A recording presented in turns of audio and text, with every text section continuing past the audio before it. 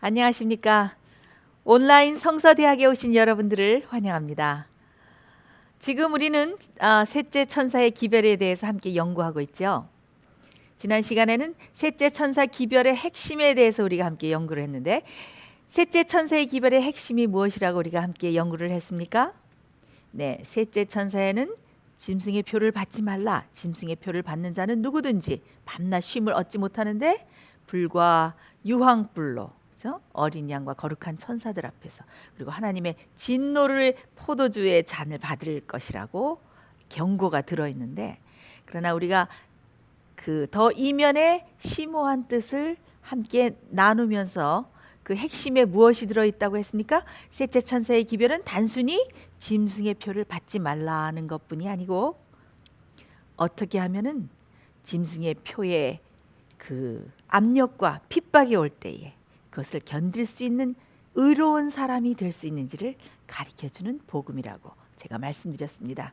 그리고 마지막 백성으로서 정말 어떻게 하나님의 계명을 지키고 예수 믿음을 가지고 그 모든 짐승의 표의 환난을 넉넉한 믿음을 가지고 통과할 수 있는지를 가르쳐주는 복음이 셋째 천사의 기별이라고 제가 말씀드렸습니다. 셋째 천사의 기별을 깊이 연구해 보면은 그 모든 복음의 진수와 마지막 날에 어떻게 담대하게 설 수 있는 믿음을 기를 수 있는가 하는 거에 대해서 아주 상세하게 우리에게 가르쳐주고 있습니다.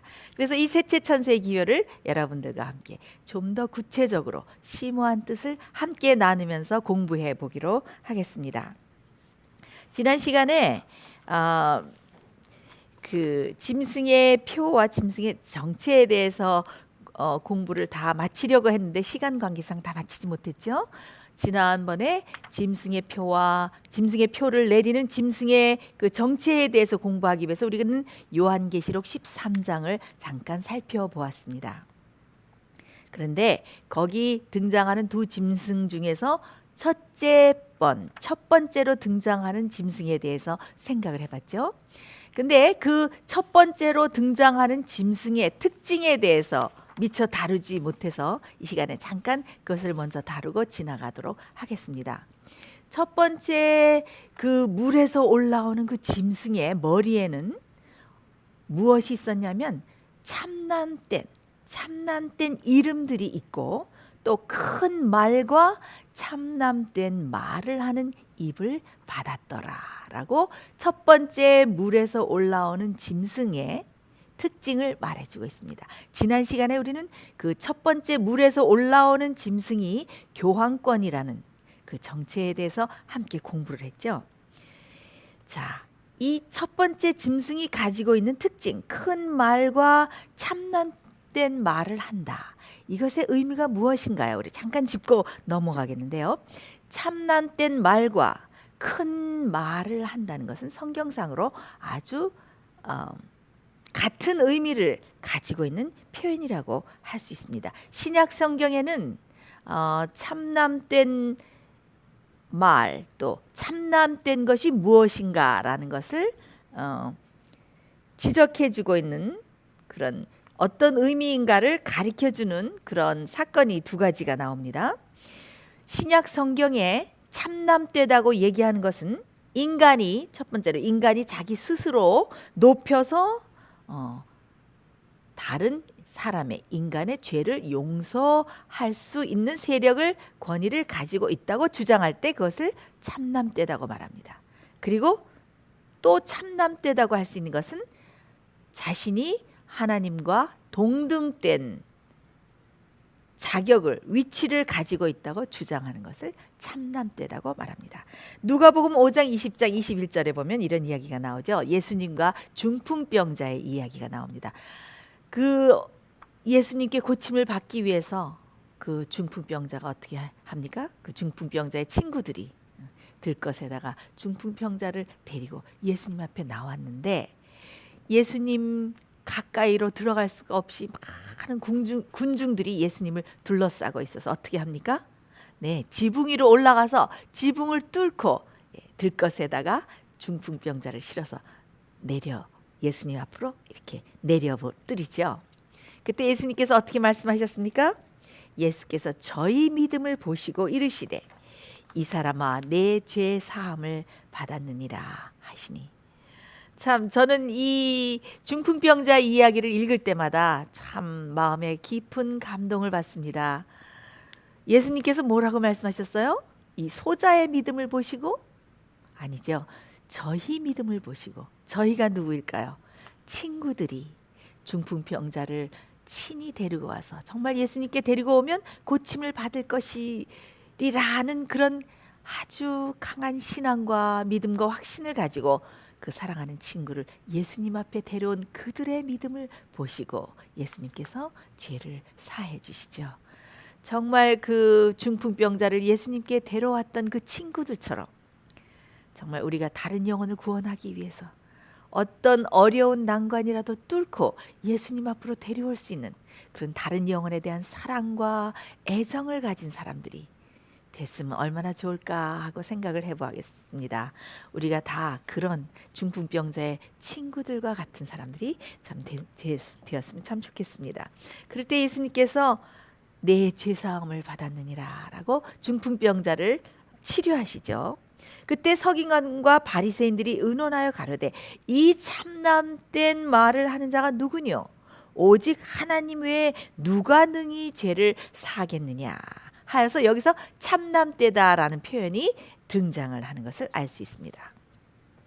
요한복음 10장 33절에 보면은 어떤 말씀이 있는가 하면 예수 그리스도께서 당신 자신에 대해서 나와 아버지는 하나이니라 라고 말씀하시자 유대인들이 막 돌을 들고 예수 그리스도를 치려고 할 때 급히 그 자리를 피해서 나가시게 됐는데 그때에 그 유대인들이 하는 말이 우리가 너를 돌로 치려는 것은 너의 참남됨을 인함이니 내가 사람이 되어서 자칭 하나님이라 라고 함이라.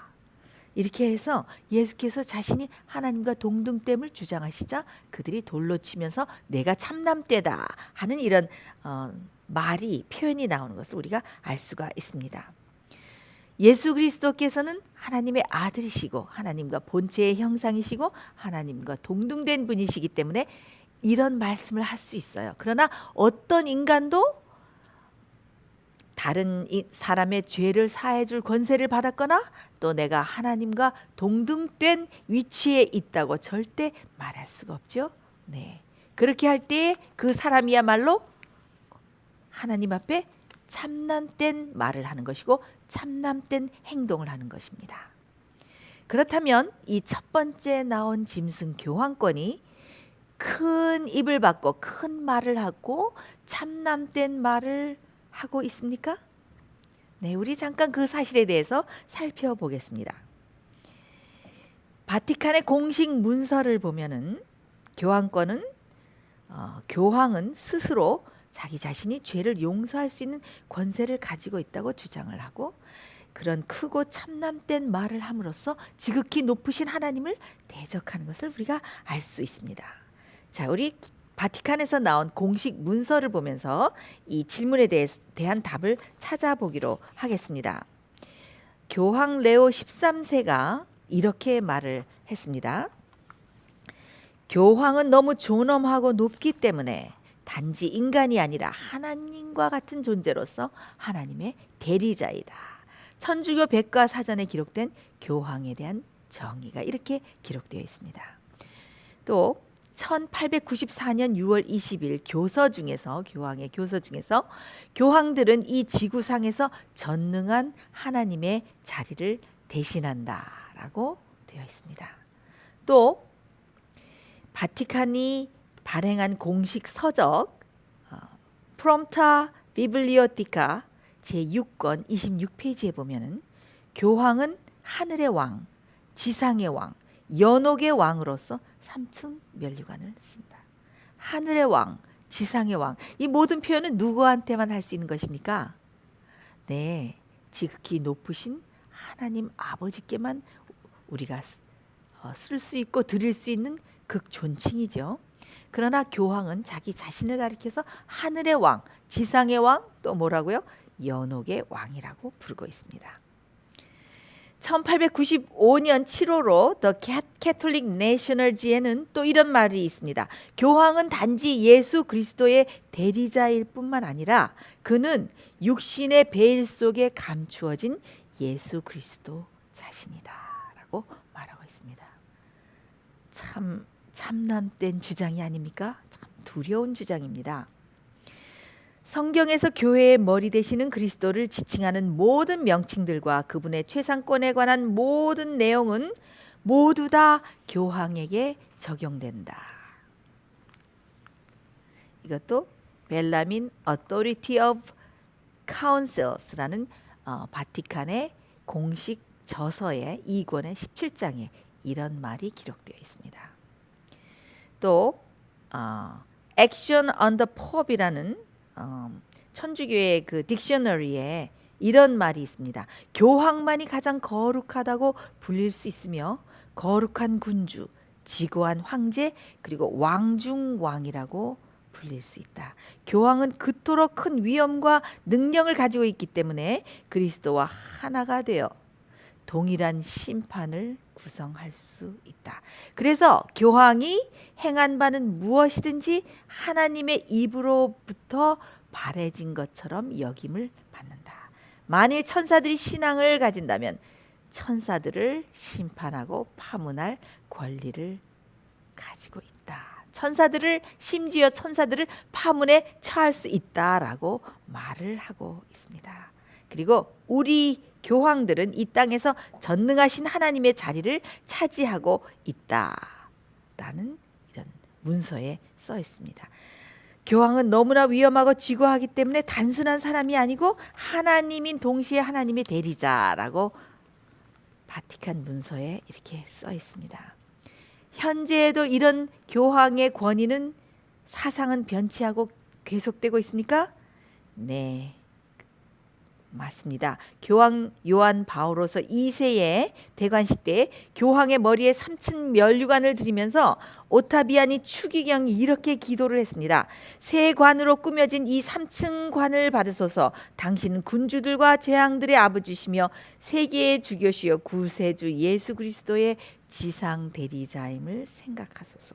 주의 명예와 영광이 영원하실지어다 라고 말을 했습니다.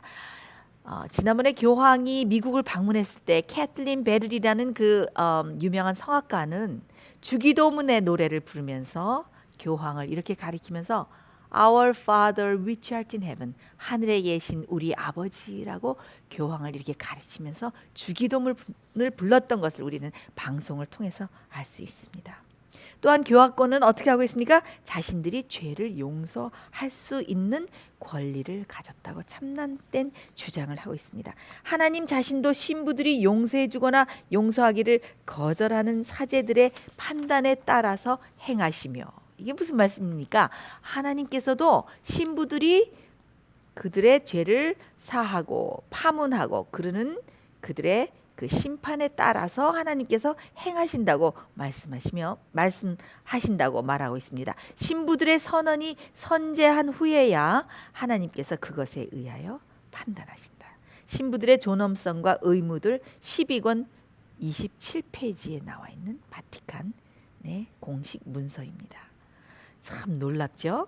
교황은 그의 권세가 사람에게서가 아니라 하나님에게서 온 것이기 때문에 하나님의 율법을 수정할 수 있고 땅 위의 대리자로서 그는 그의 양들을 메고 푸는 가장 큰 권세를 가지고 행동한다. 용서는 하나님께로부터 직접 임하는 것이 아니다. 그러므로 자주 신부들에게 죄를 고백해야만 한다. 1984년 12월 11일 요한 바오로 2세의 교서 137페이지에 나오는 것입니다. 참 이런 참남된 주장이야말로 정말 이 예언의 그 나오는 첫 번째 짐승의 예언의 성취라고 할 수가 있겠습니다. 데살로니가 후서 2장 4절에 어떤 말씀이 있습니까? 저는 불법의 사람이라 대적하는 자고 범사에 자기를 높여서 하나님이나 숭배함을 받는 자의 자리에 뛰어나서 자존하여서 어떻게 합니까? 하나님의 성전에 앉아서 자기를 보여서 하나님이라 하느니라 라는 이런 적그리스도가 임하겠다라고 이렇게 말을 했는데, 바로 이것이 교환권의 세력이라고 말하지 않을 수가 없습니다. 이 얼마나 이 짐승의 특징에 정말 명확하게 일치하는 것입니까? 그래서 이 교환권은 큰 입을 가지고 참남된 말을 하는 입을 받은 것을 우리가 알 수 있습니다. 그런데 참 감사한 사실은 참 자비하시고 은혜가 많으신 하나님께서는 이렇게 친절하게 예언의 모든 것을 다 기록해 주셨어요. 그래서 누구든지 어떻게 영적인 눈을 떠서 겸손한 마음으로 진리를 연구하기만 하면은 이 모든 예언을 다 이해할 수 있게 해주시고, 그뿐만 아니라 어떻게 이 예언을 깨달을 뿐만 아니라 앞으로 올 마지막 사건들을 위해서 준비할 수 있는 충분한 진리와 그 정보와 그런 모든 교훈들을 하나님께서 우리에게 주셨다는 사실입니다. 얼마나 감사한지 모르겠습니다. 자, 그런데 우리가 짐승에 대해서 연구해 볼 때 한 가지 주목해야 될 사실은 이 첫 번째 짐승이 짐승의 표를 내리는 것이 아니라 그 다음에 등장하는 두 번째 짐승이 짐승의 우상을 세우고 짐승의 표를 강요하는 세력이 된다는 것을 알 수가 있습니다. 요한계시록 13장 11절 12절을 제가 읽겠습니다. 또다시 제가 한번 읽습니다. 내가 보매 또 다른 짐승이 땅에서 올라오니 새끼 양같이 두 뿔이 있고 용처럼 말하더라. 저가 먼저 나온 짐승의 모든 권세를 그 앞에서 행하고 땅과 땅에 거하는 자들로 처음 짐승에게 경배하게 하니 곧 죽게 되었던 상처가 나은 자니라. 14절 후반에 보면은 땅에 거하는 자들에게 이르기를 칼에 상하였다가 살아난 짐승을 위하여 우상을 만들라 하더라. 자, 지난 시간에 이 물에서 올라온 첫 번째 짐승이 이 교환권이 죽게 되었던 상처가 낫게 되고 온 땅이 이상히 여겨서 기이 여겨서 따른다는 사실을 우리가 함께 공부했죠.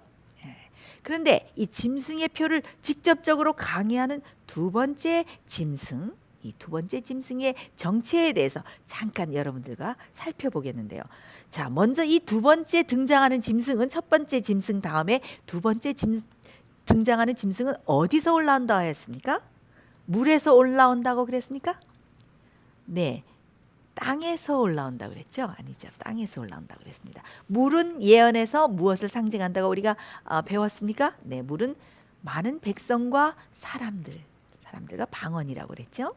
자, 이 장면으로 보아서 이 두 번째 등장하는 짐승은 사람이 많은 곳에서, 인구가 많이 밀집한 지역에서 전쟁을 통해서 올라오는 새 제국이 아니고 아무도 없는 광야에서, 그렇죠? 인구가 뜸하고 인구가 거의 사람이 살지 않는 광야 같은 땅에서 올라오는 짐승인 것을 알 수 있습니다. 그럼 이 두 번째 짐승이 출현하는 시기가 어떤 시기일까요? 네, 바로 교환권이 상처를 받아서 죽게 되는 그 시점, 1798년도를 전후로 해서 인구가 많지 않은 땅에서 어떻게 올라옵니까? 어떤 모습으로? 새끼양 같은 모습, 곧 예수 그리스도의 신앙을 가진 그리스도 기독교의 정신을 가지고 올라오는 한 국가를 말합니다. 근데 이 새끼양 같은 짐승이 두 뿔을 가졌는데 그 두 뿔에 뭐가 없어요? 면류관이 없고 왕관이 없습니다. 그러므로써 이것은 왕권을 가지고 등장하고 올라오는 그런 국가가 아니라 민주공화 정치를 표방하면서 기독교의 정신을 가지고 종교의 자유를 가지고 새끼양처럼 일어나는 나라를 말합니다. 자, 이 짐승이 올라온다는 이 말의 헬라의 원어를 보면은 자라나다 혹은 식물처럼 솟아 올라오다라는 뜻을 가진 단어로 쓰인 것을 우리가 알 수 있습니다. 역사가 G.A. 타운젠 씨는 옛 세계를 새 세계와 비교함이라는 책 462에서 미국에 대해서 이렇게 흥미로운 표현을 하고 있습니다. 미국은 그 공허한 곳으로부터 나오는 신비함이 있고 마치 씨앗이 조용히 자라나서 큰 제국으로 성장하는 것과 같다고 할 수 있다 라고 표현을 했습니다. The Dublin Nation지 1850년도에 유럽에서 아주 유명하게 알려진 신문에는 미국이 매일 서서히 조용한 땅에서 올라와서 매일 그 큰 힘과 세력을 더해가고 있다라고 미국에 대해서 기록하고 있습니다. 그래서 교황권이 1798년에 불란서에 의해서 깨어지는 일을 당했기 때문에 그 즈음에 두 번째로 올라오는 짐승은 1798년을 전후로 일어나야 그 짐승의 그 정체를 알 수 있는 것입니다. 자, 이렇게 올라오는 국가가, 새로 신생된 국가가 어떤 국가일까요? 네, 그 국가는 두말할 필요 없이 바로 미 합중국입니다. 이 미국의 성격을 봐도 정말 이 두 번째에 등장하는 짐승의 정체와 너무나 똑같이 매치되는 것을 알 수가 있습니다. 그렇죠? 이 새끼양이 가진 이 두 뿔이, 그렇죠? 입법부와 사법부가 나란히 존재하면서 그 균형을 이루는 것을 알 수 있고, 또 미국은 어떻게 되어 있습니까? 현재 종교와 정치가 분리되어 있는 것을 알 수가 있습니다. 이 두 뿔을 상징하죠. 그러나 앞으로 이 짐승이 점점 변해갈 것을, 미국이 변해갈 것을 우리는 예언을 통해서 알 수가 있습니다. 요한계시록 12장을 보면은 거기에는 어떤 말씀이 나오냐면은 요한계시록 12장에는 하나님의 참 교회의 모습이 나옵니다. 하나님께서 마지막 시대까지 보존하시는 하나님의 참 교회의 정체가 나옵니다. 요한계시록 12장 15절 16절에 보면은 아주 이 땅으로 표상된 이 미국에 대해서 아주 흥미로운 표현이 나옵니다. 15절 16절 여자의 뒤에서 뱀이 그 입으로 물을 강같이 토하여 여자를 물에 떠내려가게 하려 하되 무엇이? 네, 땅이 여자를 도와 그 입을 벌려 용의 입에서 토한 강물을 삼키니. 자, 하나님의 교회로 상징된 이 여자, 그렇죠? 이 여자가 핍박을 막 당하려고 하고 용이 무엇을 통해서? 많은 사람을 통해서, 그렇죠? 백성을 통해서, 백성의 힘을 통해서, 또 백성의 입에서 나온 오류와, 그렇죠? 거짓된 교리를 통해서 하나님의 교회를 완전히 분쇄하고 핍박하고 멸망시키려고 할 때에 무엇이 나와서 이 하나님의 참교회인 이 여자를 돕습니까? 네, 땅이 물을 다 삼켜버리면서 이 여자를 돕습니다. 그래서 이렇게 여기에 요한계시록 12장에 나와 있는 땅이 곧 무엇을 상징합니까? 네, 새로이 땅에서 올라오는 제국, 하나님께서 하나님의 참 교회와 참 백성을 피신하게 하고 그들을 보존하기 위해서 마련하신 땅, 그 세력, 그 제국, 그것을 바로 미국이라고 할 수가 있는 것입니다. 참 하나님께서는 이 예언을 우리가 공부하기 좋게 암호들을 주시고 표상들을 주시고 그림들을 주셔서 우리가 흥미롭게 그것들을 자세히 연구할 때에 그 예언 속에 들어있는 모든 비밀들을 풀 수 있게 하나님께서 만들어 놓으셨습니다. 얼마나 감사한 일입니까? 자, 하나님께서 왜 우리에게 예언을 주셨습니까? 네, 지나간 시대에 이루어진 모든 일들을 보고 하나님께서 예언하신 모든 일들이 성취되는 것을 보고 우리가 더 하나님을 굳게 신뢰할 수 있고 하나님을 믿는 믿음을 더 강하게 해주시기 위해서 예언을 주셨죠. 또 한 가지 예언을 주신 목적은 무엇입니까? 네, 앞으로 오는 사건들을 우리가 더 예언의 안목을 가지고 앞으로 다가올 사건들을 위해서 준비할 수 있도록 하나님께서 예언을 주셨습니다. 참 얼마나 감사한 일이고 우리가 이 예언을 해석할 수 있고 또 이 진리를 알 수 있다는 이 특권이 얼마나 감사한지 모르겠습니다. 저는 마음속에 이 예언에 대해서 알게 된 거에 대해서 또 이 진리를 알고 있는 것에 대해서 제 일생에 가장 감사한 것을 꼽으라면 저는 그 사실을 들 수가 있습니다. 참 하나님께 매일 감사합니다. 자, 그런데 이 요한계시록 13장에 나오는 이 두 번째 짐승이 바로 셋째 천사의 기별에 짐승의 표를 받지 말라라는 경고를 주는 거기서 짐승의 표를 내리는 세력이 됩니다. 그런데 참 우리 모두 역사에서 아다시피 그렇죠?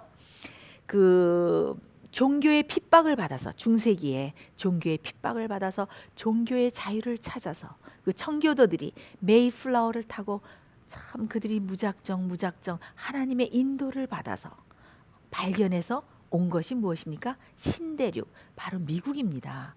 그런데 어떻게 이렇게 새끼양 같은 미국이 앞으로 무엇처럼 말한다고 예언에 나와 있습니까?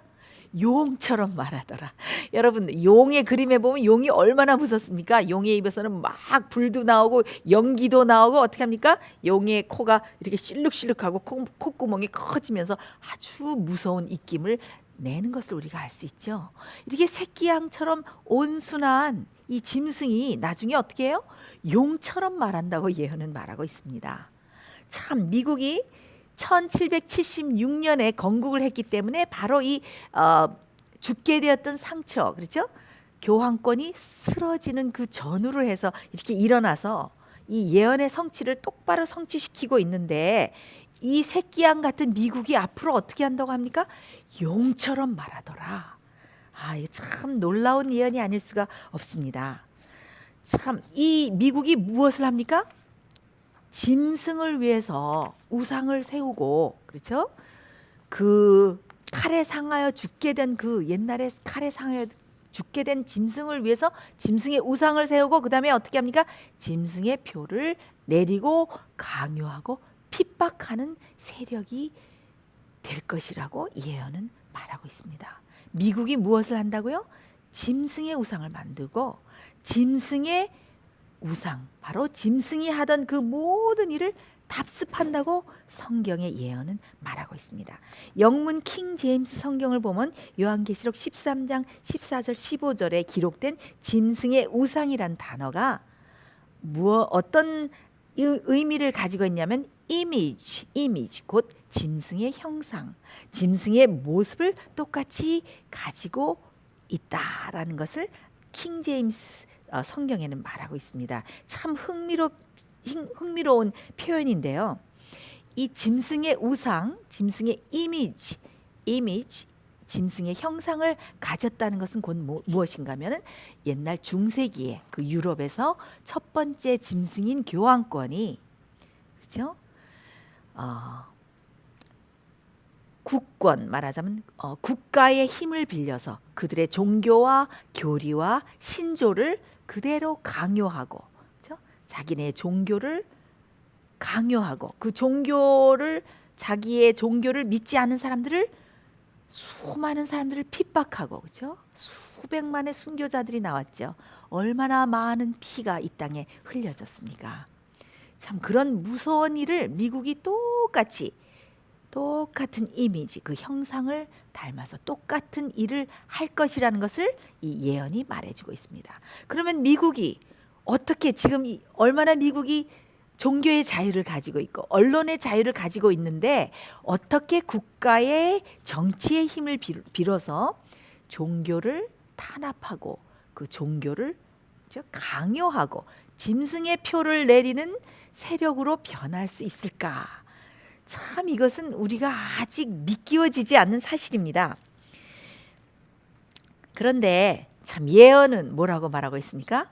그럴 것이다 라고 우리에게 말해주고 있습니다. 우리는 어떻게 해야 합니까? 믿음으로 이 사실을 믿고 어떻게 됩니까? 준비해야 하는 것입니다. 그리고 이 예언이 어떻게 성취되어 가는지 영적인 눈을 뜨어서 주시하면서 마지막을 위해서 준비해야 하는 것입니다. 자, 지금은 미국이 교황권을 돕는다는 것이 참 상식적으로 불가능하게 느껴지죠. 핍박을 피해서 온 이 청교도 나라가 어떻게 종교 세력을 강요하고 하나님의 참 백성과 참 교회를 다시 핍박하는 세력으로 등장할까? 자, 그런데 참 놀랍게도 참 1982년에 어떤 일이 일어났습니까? 그 레이건 대통령이 요한 바오로 2세를 비밀리에 방문해서 어떻게 했습니까? 거룩한 동맹, 소위 우리가 Holy Alliance라고 불리죠. 이 거룩한 동맹을 맺고 1984년에 어떻게 합니까? 미국에서 처음으로 바티칸 교황청에 무엇을 합니까? 대사를 파견합니다. 자, 그래서 이 놀라운 예언의 성취가 벌써 이루어지기 시작을 했습니다. 1960년도에 벌써 어떻게 했습니까? 미국은 천주교인인 케네디를 대통령으로 당선시켰습니다. 21세기에 들어와서는 어떤 일이 일어났습니까?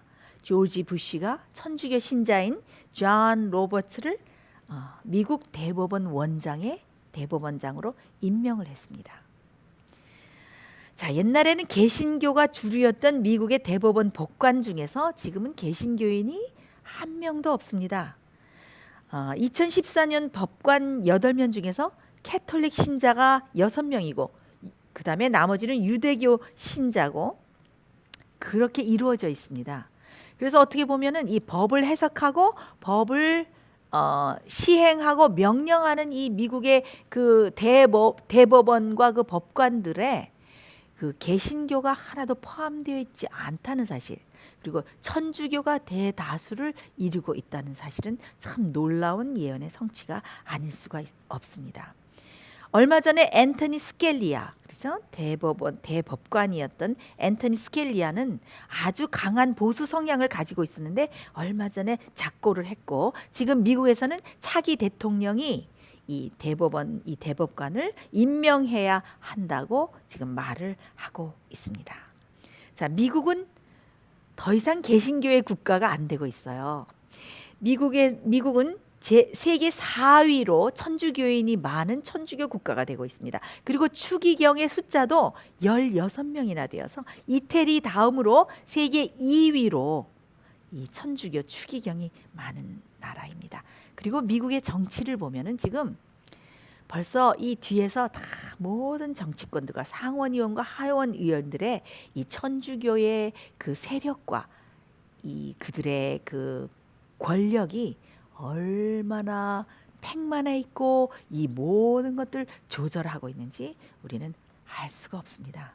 바로 이 미국이 이 교황청과 교황과 이 모든 세계의 뒤에서 이 모든 것을 이끄는 주도하는 세력이 되고 있는 제수잇의 그 지시와 그 명령에 따라서 미국조차도 이 모든 것이 정치 세력과 종교 세력이 다 합치해서 그 주도하에 모든 것이 이루어지고 있다는 사실을 우리가 깨달아야 하겠고, 정말 이 사실을 우리가 깨달을 뿐만 아니라 정말 얼마나 때가 가까운 것을 알고 우리가 믿음으로 준비해야 될 때가 온 것을 우리는 영적인 눈으로 알아야 할 것입니다. 이렇게 해서 미국은 국가와 정치의 힘을 빌어서 어떻게 합니까? 종교를 강요하고 짐승의 표를 내리고 그 권력에 순복하지 않는 사람은 어떻게 합니까? 몇이든지 다 죽이게 한다고 말하고 있습니다. 그 부자와 가난한 자와 그렇죠? 모든 세상의 모든 자들을 다 짐승의 표를 받으라고 강요를 하고 있는 것입니다. 요한계시록 13장 15절 17절에 나와 있죠. 그 짐승에게 우상에게 생기를 주고 그 짐승의 우상으로 말하게 하고 그 짐승의 우상에게 경배하지 아니하는 자는 몇이든 다 죽이게 하더라. 이 세상의 모든 자들을 다 죽이게 하고 그 세력에 다 복종하게 하는, 얼마나 엄청난 예언입니까? 바로 이 예언이 종교의 자유가 있는 이 미국을 통해서 이루어진다는 사실이 얼마나 놀랍고 참 충격적인 사실인지 모르겠습니다. 이 새끼양 같은 어린 양이 용처럼 말하면서 곧 짐승의 표를 강요하고 짐승의 우상을 만들고 이 모든 세계를 호령하는 일이 어떻게 됩니까? 곧 일어나고 그럴 예언의 성취가 곧 우리 눈앞에 이른 것을 우리는 알 수 있습니다. 정말 우리가 깨어나서 준비해야 될 때가 이르렀습니다. 참, 그런데 이렇게 새끼양 같은 어린 양이 용처럼 말하는 이 사실을 참 우리의 개인의 영적인 그 상태에도 참 적용을 할 수가 있다고 저는 생각을 합니다. 그것이 무슨 뜻이냐고요? 자, 누가복음 11장 20절과 20절에 보면 어떤 이야기가 있냐면은 어떤 사람이 더러운 귀신이 나가고 그 마음이 깨끗이 소재되었는데 그 귀신이 다니다가 다시 보니까 그 마음이 깨끗이 소재되었으니까 어떻게 합니까? 7 귀신을 데리고 들어와서 그 형편이 나중보다 더 심하게, 그 나중 형편이 그 전보다 더 심하게 되었다라는 이야기가 그 누가복음에 나오고, 또 히브리 6장 4절로 8절에 보면 어떤 말씀이 나오냐면은 한 번 비침을 얻고 하늘의 은사를 맛보고 성령에 참여했던 사람이 뒤로 물러가서 타락을 하였을 때에 하나님의 아들을 다시 현저히 욕보이는 그런 상태로 돌아간다. 마음이 굳어지는 상태로 돌아간다. 라는 이런 말씀이 나오는데요. 참 우리가 신앙생활에 있어서 우리가 한번 예수님께 마음을 바치고 거듭나고, 그렇죠? 새끼 양처럼 온순한 사람이 되었지만은, 그러나 우리가 거듭나는 그런 경험을 잊어버리고, 그렇죠? 우리가 매일매일 예수님께 굴복하는 영적인 경험을 잃어버릴 때 우리는 어떻게 되기 쉽습니까? 네, 우리는 용처럼 말하는, 아주 용 같은 사단의 성품을 나타내는 무서운 사람으로 변할 가능성이 있다는 것을 영적으로 우리 자신에게 적용할 수가 있습니다. 참 우리가 말로만, 머리로만 이 지식을 알고 우리가 거듭남을 매일매일 그 거듭나고 새롭게 태어나는 경험을 잊어버리고, 그렇죠? 예수님과 매일 동행하는 경험을 잊어버릴 때에 미국이 마치 새끼양처럼 올라왔다가 무서운 용처럼 말하는 세력이 되는 것처럼, 우리가 그리스도인 경험에 있어서 우리 개인적으로도 참 영적으로 거듭나고 예수님과 매일 동행하고 주님의 임재를 가지고 매일매일 살아가는 그 영적인 경험을 잊어버렸을 때에, 영적인 성장을 멈췄을 때, 그리고 우리가 우리의 의지를 예수님께 매일 굴복하는 그 일을 멈췄을 때에 우리는 어떻게 됩니까? 우리의 마음은 굳어지고 머리로만 아는 신앙을 하게 되고, 그렇죠? 그래서 점점 마귀의 성품을 나타내는, 그렇죠? 짐승의 형상을 나타내는 그런 사람으로 전락할 수도 있는 것입니다. 우리가 예수님과 매일 동행하고 예수님을 닮아간다는 것은 무엇입니까?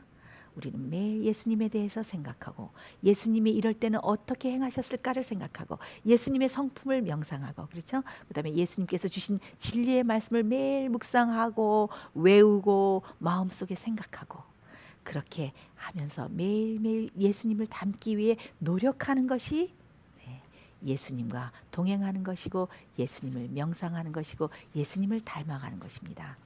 이제 새끼양처럼 일어났던 이 미국이 머지않아서 무서운 용처럼 말하는 세력으로 변할 것이고, 머지않아서 어떻게 합니까? 짐승과 짐승의 우상을 세우고 짐승의 표를 강요하는 세력으로 곧 변할 것입니다. 어떤 계기를 통해서 우리는 알 수 없습니다. 그러나 사회에 어떤 혼란이 일어나는지, 어떤 무정부 상태가 되어서 어떤 법을 발표하게 되는지, 또 어떤 재난이 오고 어떤 자연재해가 오고 디제스터, 그런 것들이 일어나서 이 일이 성취될는지 우리는 알 수 없지만은 하나님께서 우리에게 주신 예언에는 곧 그 일이 일어날 것이며 그 일이 성취될 것이라고 우리에게 말씀해 주고 있습니다. 정말 끝이 가까웠습니다. 우리가 정말 예수님을 굳게 믿는 신앙 가운데서, 그리고 진리를 굳게 믿는 이 신앙 가운데서 마지막을 위해서 열심히 준비하는 여러분과 제가 되기를 간절히 바랍니다. 우리 다음 시간에는 셋째 천사의 기별 중에서 짐승의 표가 무엇이며 어떻게 하면 짐승의 표를 받지 않고 하나님 앞에 굳게 서고 살아남을 수 있는 사람이 될 수 있는가에 대해서 함께 연구해 보도록 하겠습니다. 함께 여러분들과 이렇게 진리의 말씀을 공부할 수 있는 이 특권을 주시고 기회를 주신 하나님께 다시 한번 감사드리면서, 그럼 다음 방송 시간에 여러분들 다시 뵙도록 하겠습니다. 안녕히 계십시오.